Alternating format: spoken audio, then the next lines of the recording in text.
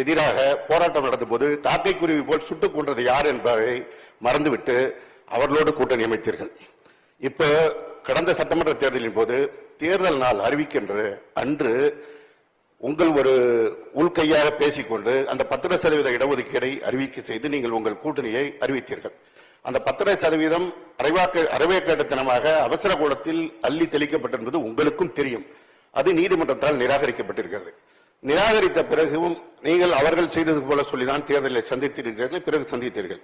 ஆனால் 20% கொடுத்த திராவிட முன்னேற்ற கழகத்தையும் எதிரியாக காட்டினீர்கள்.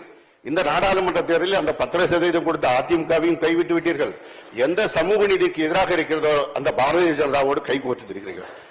சமூக நீதியை ஒட்டுமொத்தமாக நிராகரிக்கின்ற பாஜகவை இன்றைக்கும் தமிழகத்தில் தூக்கி பிடிக்கிறவர்கள் நீங்களாகத்தான் இருக்கிறீர்கள்.